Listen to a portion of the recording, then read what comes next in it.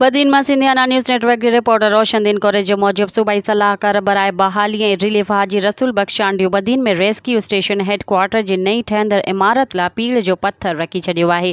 तकरीब के खिताब कंदे सूबाई सलाहकार हाजी रसूल बख्श चांडियो चयो त chairman Pakistan peoples party Bilawal Bhutto Zardari को चेयरमैन आसिफ अली ज़रदारी अदी फरियाल टारपुर ऐं वज़ीर आला सिंध सैयद मुराद अली शाह जी काविशुनि सां बदीन वारनि खे रेस्क्यू हेडक्वार्टर जो प्रोजेक्ट मिलियो है। रेस्क्यू हेडक्वार्टर सिंध जे 6 डिवीज़न हेडक्वार्टर में कम करे रहियो आहे, जॾहिं त सिंध जे 13 ज़िलनि में रेस्क्यू हेडक्वार्टर ठाहिया पिया वञनि। उन चयो त इन हेडक्वार्टर में बाह विसाइण वारियूं गाॾियूं, एम्बुलेंस, ॿेड़ियूं ऐं क्रेन भी मौजूद हूंदी। हिन वक़्तु सिंध में रेस्क्यू 1122 जूं 230 एम्बुलेंसियूं कम करे रहियूं आहिनि। इन्ही जदीद एम्बुलेंस में एसी जी मशीन, ऑक्सीजन भी सहूलतूं पिणु मौजूद आहिनि।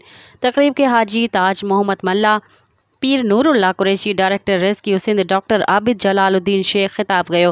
तकरीब में chairman municipal Badin Pir Saleh Qureshi, vice chairman Ali Akbar Memon, deputy director project Mohammad Aslam Lagari, Shahnawaz Samo ऐं ॿियनि सियासी समाजी अॻवाननि पिणु शिरकत कई।